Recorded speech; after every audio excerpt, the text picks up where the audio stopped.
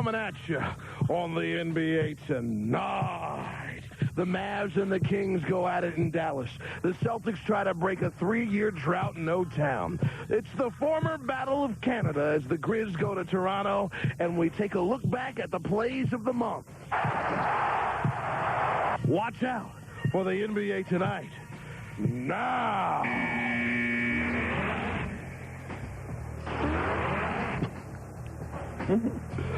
Gotta watch out on the floor there. Hi there, welcome to the show that loves the flow. This is the NBA tonight, 3 deep in the hoopla. You know him, he's the coach. That's the DA of the NBA. David Aldridge, I am Jason Jackson. Just 5 games on the docket, but we'll keep you locked in with a look back at the best plays of the first month, plus also a very special progress report on the first 30 days. You want to stay locked for that. But first, the visuals. Let's go to the floor. Kings and Mavs and Big D. Mike Bibby lead the run and gun in Dallas early on. In transition, Bibby gets the pass, goes coast to coast. He hit 5 of 13 shots in the contest. Next Mavs possession. They lose it. Bibby feeds Peja, and that is a theme. Next Mavs possession. Christie, Lorette, the beautiful bounce pass to Stojakovic, part of a 9-0 Kings run. Still in the first, Kings up 3.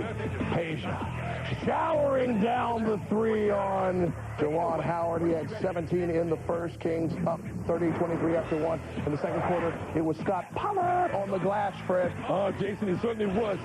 8 offensive rebounds on the night. I tell you what, he's on the glass. 15 rebounds in the first half, doing it all.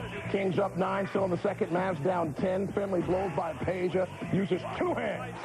21 points in the contest. Mavs trail 59-42 at the half. Third quarter, 3-pointers, the key to the Mavs comeback. Tim Hardaway from downtown, 3-licious. Hardaway again, trifecta. You betcha. He hit 4 of 8 in the contest, 16 off the bench. Then Juwan out to Nash. That's a 3B. Mavs down 9 after 3. Fourth quarter, Kings too much though. Fred, talk to us about bad defense. Oh, Jason, big play in the ball game. 4-point game. Clock's winding down. Juwan Howard guarding Scott Pollard. 4 free throw shooter. Fouling, put him on the line, make him make free throws. Bad defense. Kings up 6, then Peja takes over the highlight. The tough jumper, the aroma. 6, turnaround Jay, and Nash's face. He was in Peja's face, and then again over Nash.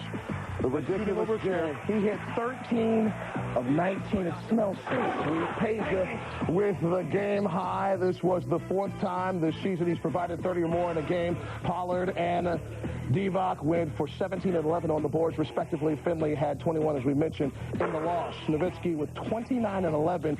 He's averaging 27 points per game at home compared to just 18.7 on the road thus far. The Kings have held 10 straight opponents under 100 points, winning 8 of those contests. Dallas's 4-game winning streak all done.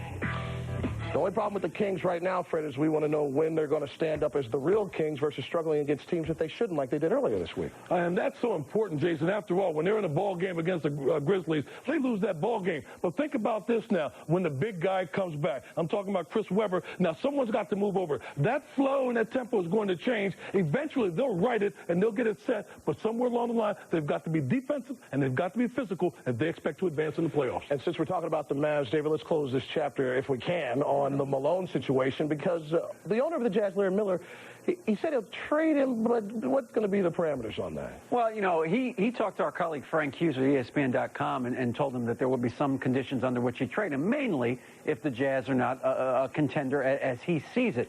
There's only one issue here with regard to Karl Malone. Did Larry Miller promise to trade him? And if he did and is trying to renege on the promise, then Karl's got a legitimate beef. But what Karl has to do, I think, if he wants to be traded, he needs to say that. He needs to say that publicly. I don't think anybody would hold it against him. It's the same thing that Hakeem Olajuwon did, Clyde Drexler, Oscar Robertson, Kareem Abdul-Jabbar. At some point, everybody has to be traded. Fred Carter. You didn't like where you got traded. No, I didn't. But, you know, these things happen all the time. So if Karl Malone stands up and says, hey, I've given this organization 16 good years, I'd like to try to end my career with a champion, I don't think anybody would hold it against him. But reiterate what you said on Wednesday about the discussion specifically between Dallas and Utah. Anything serious there at all? No, not really. Not right now. I mean, Utah would love to, I think, they wouldn't mind moving Karl Malone. They want things back. They don't want Juwan Howard. He gets them closer to the luxury tax rather than further away. Not really interested in that straight up. Would they like a bunch of young players? Sure. All right, we'll keep an eye on it. Keep an eye on the games to continue on Thursday. We check in on the Magic and the Celtics peeking in. Paul Pierce and the C's looking for their second straight win in Florida, but early, all Miller from the corner, the jumper, then buy one, get one, three later. Off the skip pass by T-Mac, Miller, three at last. Miller scored the Magic's first 10 points in the game, but when the Celtics took control. Paul Pierce up fakes McGrady and one basketball. Celtics up one after one, second quarter.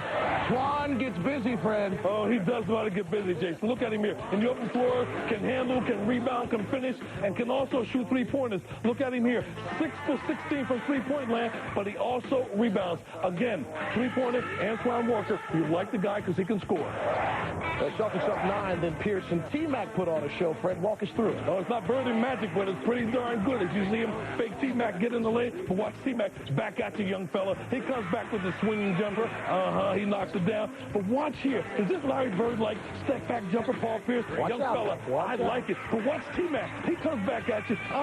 The runner. Oh, boy, this is an old-fashioned shootout. Still in the second quarter, Celtics up 5. One again. Not good. He had 19 in the first half. C's up 8 at the break. Third quarter. Magic roar back down 4. Darrell Armstrong. The jumper goes. 9 points in the third for Armstrong. Magic down a deuce, but the C's lit it up from long range. Up 2. Kenny Anderson knows that 3 is a family later. Pierce pops off the screen. Rock, chalk, Jayhawk. It's still a 3. Paul finished with 26 and 12. C's up 8 after 3. Then in the fourth. Juwan. 6 of 16 from behind the arc. Went in for Mr. Walker. The 1-2 punch. At it again. Walker with 33. Pierce with 26. T-Mac led Orlando in the loss with 22 points while adding 6 boards and 4 assists. Anderson and Strickland each dished out 8 assists in the win. This was just the second win for Boston in its last 10 trips to Orlando. The Magic took 30. That's 3-0 threes in the game, hitting 6. Wow. They only hit for 38% overall. There was a missing piece, and speaking of pieces, what's going on with the pieces rolling around, and Grant Hill's ankle missed this one, will probably miss Saturday. Is he ever going to be 100% with that left ankle? Well, you hear the whispers, but right now the Magic are convinced that this is not related to the ankle. He has a bone spur or spurs. They're not sure if it's 1 or 2 on his foot, which was exacerbated by spraining his ankle, but the surgical repair on the ankle is holding and is fine. They reduced the irritation and the swelling on the ankle. They can do that in a variety of different ways. Surgery is an option, but right now they don't think Grant's going to go for the surgery to remove the spur. That will put him out a couple of weeks. They think they can reduce it with more conventional means, and that he'll be able to play maybe next week. So right now, cautiously optimistic. And rest is best right now. Absolutely. Okay. Remember when we had the good old days when the Grizz and the Raptors were just all about Canadian love? You remember that? It's over. Somebody move. Let's check out the Grizz and the Raptors in Toronto, and that's Antonio Davis with the Jamboni on the other end. Lorenzen Wright drives past Hakeem. Jam on it. Vince Carter doing his thing as well on the break. Vince, spectacular pass to Mo Pete for the lay-in. Second quarter, Vince into the lane. Tough shot. Runner, 9 of 21 went in. Grizz next possession. Vince tips the pass. Bounce pass ahead to Jerome Williams. Sploosh. Vince had 7 assists in the game. Grizz keep it close by playing tough. Right. Ducks through the double team. Draws the foul. Clinical. You heard the whistle. Then Jason Williams finds Paul Gasol slashing. The Spanish Fly can thunder it down. Grizz down 40-37 at the half. Third quarter. Memphis down 4. Jay Will cross-court pass to Battier. 3-ball corner pocket. Raptors answer back. Vince on the break. Lobs to Mo for the stop. Raptors up 7 after 3. Fourth quarter. This is why Canada loves Vince. The up and under. Flexible for that. Then Jason Williams tried to take over in the fourth quarter. Again, coach ill-advised this time around. Just like he did against the Sacramento Kings, but this time it doesn't work. There's a turnover there. And again, watch him now. His ball, not looking to pass. 3 for 15 on the night. Young fella, bad selection. Get your teammates the ball. Late in the fourth, Raptors up 2. Vance to Patterson, Belay. Kind of flipping the script in this game. All 5 starters in double digits for Toronto, with Carter's 23 leading the way. AD with 20 points and 11 off the glass. Paul Gasol led the Grizz with 22 in the loss. I'll tell you what, I like the Raptors. I like the way they're playing. If they continue to play like that and pick it up on the defensive end and stay focused, more importantly, stay focused, they can be the beast in the East. Toronto has won 8 of the 12 all-time meetings in the series. We have just begun the Flex the Hoopology of the NBA tonight. Still to come, the Heat only has one more win than the Bulls. Did Chicago pull even? Don't forget about the plays of the month. They're on the way. There's been plenty of rim rocking early on. And the end-to-end progress report are the teams like the Nets and Pistons for real, plus these plays for your eyes. For a player of his size. Another beautiful look by Strickland for the morning smash. Second dunk tonight for Zoe. Sharif coming, and Jock with a steal. The ball rolled by, and Jock got the lay-in. Young man came out to clear a wet spot, and boy, he was lucky. 17 of the last 23 meetings with the Hawks to Gund Arena for the latest episode. Jacques Vaughn and the Hawks looking to end the Cavs' 2-game winning streak. Second quarter, Atlanta down 51-40. Vaughn the steal. But the Mop Boy's in the way. Gotta get out of there. Of course, he checks to see if he's okay. Tough times, tough times. Yo, Shock.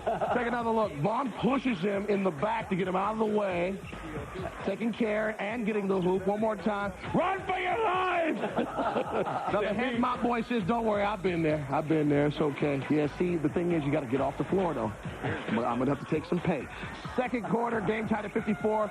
Miller, the oop to Jermaine Jones. Cavs up 2 at the half. Fourth quarter we go. Hawks now up 92-86. Miller turns it over to Emmanuel Davis. Davis to Nazir Muhammad, who goes hard to the basket. The hoop and the foul. Hawks up 8. Muhammad would miss the free throw, though, later in the fourth. Another Cavs turnover. This time, Jason Terry hits Tony, who had the game high. Then at the end of the game, Vaughn gives the kid his jersey, signs it for him, and says, yo, man, you know, good run. That hairdo's out of style, though. The win snaps a 3-game losing streak for the Hawks. Nazir finished with 16 and 14, completing back-to-back double-doubles. Tony was the top scorer for Atlanta with 24. The Hawks need to feature Sharif Abdul-Rahim as their main man, pick it up on defense. And then when they get the big guy, Theo Ratliff, back, they might be able to make a run at the playoffs. The Atlanta bench outscored the Cleveland reserves 43-14. Heat and the Bulls. This is the first time, or first meeting, I should say, of NBA teams with at least 9 straight losses since the Nuggets and Grizz did it, losers of 20 and 13 respectively back in January of 99. There are those records right there for Pat and Tim. Fourth quarter game tied at 72. Ron Mercer, the jumper goes. Bulls up 2. Mercer had the Bulls last 8 points of the contest, 19 of the night. Late in the fourth, Heat down 4. Jones with the drive misses. Stepanya gets the bound but can't get a put back to go. Alonzo Mourning can't believe it. The fans in Chicago, another title! Your Chicago Bulls! Ron Mercer with a game-high 19, leading the Bulls to their Miami tying second win of the season. EJ led the Heat in scoring with 15. The 10-game losing streak is 5 games longer than any other skid in Coach Riley's coaching career, D.A. You know what happens if you coach long enough? This happens to you. You get humbled really quick, and I'm not happy about it, but it's just something that happens, and unfortunately it's happened to Pat Riley and the Heat right now. In the Tim Floyd era, the Bulls have won 5 games in the month of November. The lockout in 98-99 didn't help the total at all. We have more to present on this Thursday edition of the End-to-End, including a look at the best plays from the first 4 weeks of the season. For instance, Brady pops out from behind the heel screen, throws it down, and a foul. Friday night, join our man K. Russ, Keith Russell in the house, all alone, midnight Eastern time, 9 Pacific, couple of good games, plus Ask Dr. Jack. Join him Friday, midnight Eastern time on ESPN 2. Time now for a very special review of the first month of the season, and to do so, we call on the services of the NBA's 50 greatest players live in the studio. Gentlemen, come on right in. Look up. Matt. Do not be afraid. Come closer. I just want to free your mind. Are you ready?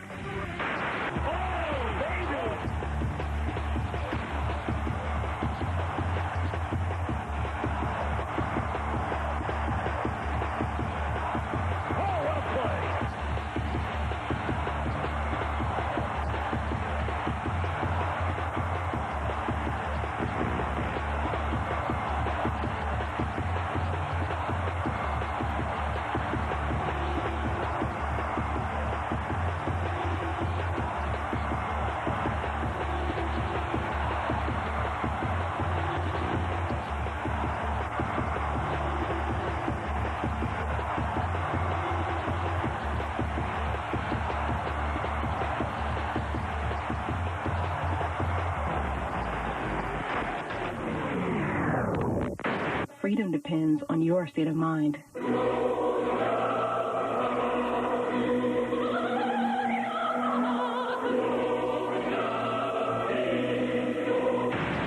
Are you open? Yes! Going up high and coming down hard. Oh, a windmill sound. And that was a windmill. I mean, that was a big-time windmill. Who's the last guy to hit 50 on the Pistons? I can't remember. But to look that one up. Pierce off the dribble. Pierce to the basket. Yes! Paul Pierce at the buzzer. Yes! And the Celtics beat the Heat. Outstanding.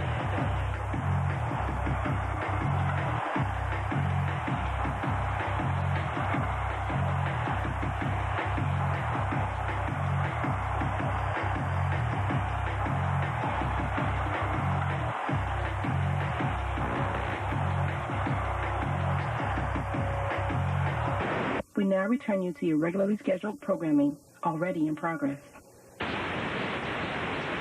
We were just playing. Just playing. Those are the plays of the month. Wonderful job there by Shonda Goward. D.A., give us a progress report on this first month. Just everything that you think. Put it in a nutshell for us. Well, a couple of things that jump out right away. The New Jersey Nets and what they've done. We've talked a lot about Jason Kidd, but give Byron Scott and his assistant coaches, Eddie Jordan especially, a lot of credit. They put in really Princeton's offense because Byron Scott, former assistant with Pete Carroll in Sacramento, they brought that system here to take advantage of Jason Kidd and his skills. Everybody is moving without the ball. Lots of layups, lots of cuts. You see guys moving without the ball, that gets you layups, gets you easy baskets. But Jason Kidd really has lifted this team up.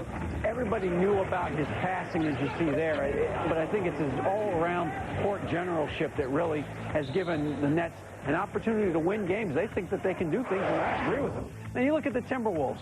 Joe Smith, a facilitator and harmonizer, as Phil Jackson likes to say.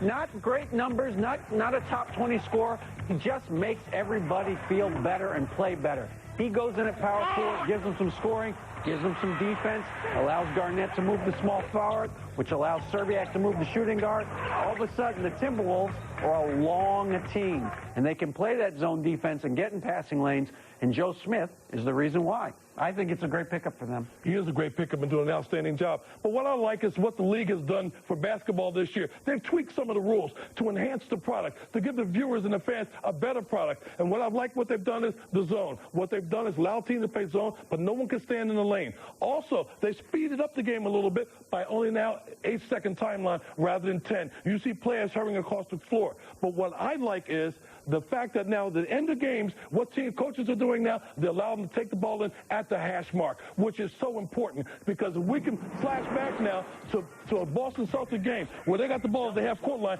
even though they can pass it into the backcourt, difficult inbound, right there, fortunately turnover, they get the steal, they get the basket. But now, if we come forward to this time, we'll see it differently. The ball's at the hash mark. Paul Pierce works off the screen. The coaches now get the ball in the area where they can execute their plays. Fans can see and enjoy it. Much better basketball game. So that's what the league has done in terms of tweaking. But also what the league has done, they've now told the referees no more of those little tactile touches, no more of those unnecessary fouls. What that's done is speeded the game up. We don't have the ball going out of bounds. We don't stop the flow of the game, which I like. Now the game has a better flow. The players keep playing in the flow of the game. You can see the numbers. points are up, free throws are down, free throws attempted are down. Makes it a much better game, Jason. Do you think the points, though, on the rise will continue? NBA coaches, they're the best in the business at adjusting to the rules and making it work for them. Jason, you make a very good point because these coaches are clever and they're slick. And once they catch up to the rules, think about this. Those zones, those 1-2-2, 2-3s, those odd fronts, even fronts. Well, think about what Portland did to the Lakers a few years ago when they had them. What did they do to them? With Shaq down the paint. They decided now we're going to zone. We're not going to let the big guy beat us. Now take a look at what Coach Mike Dunleavy did. There, right there, sitting in the big guy's lap. That's part of that zone. You don't guard the man with the ball. The ball doesn't go inside. Look at the 5 Portland players. Force the guy to shoot the outside jump shot. Fine. Watch again. Scottie Pippen on the line. 4 guys circling the ball because now with the zone, the guys can pack it in. The ball is forced outside. The defense, the athletes are quick. They do that. The double, triple team Shaq. Turnover. Watch this one. Another good one. No shot. Watch now. Everybody's collapsing on the big guy. There's the double team. If Mike Dunleavy had kept doing this, they possibly could have won a championship. The double team is there. Nothing's happening in the paint. Great defense. Remember, athletes in a small area, they can rotate and run. Watch the steal by Bonzi Wells.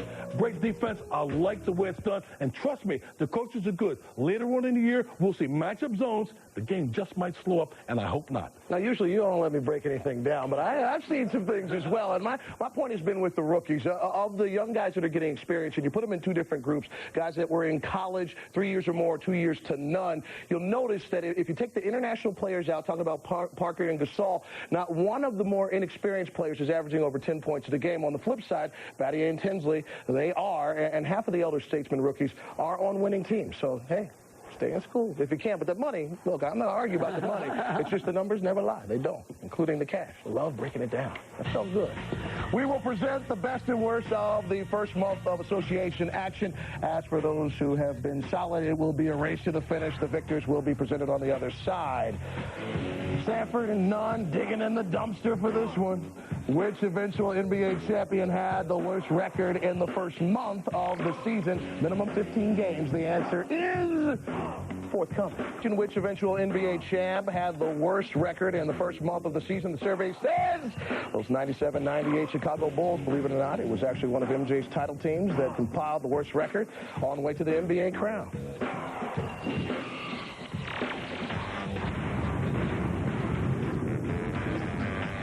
Checking in on the top performers for the month, and it's all about the appearances. And Timmy Duncan with the most, Baron Davis and Twan Walker tied for second place. For these guys, that's fine, but for others, the iron unkind. And sometimes it's embarrassing.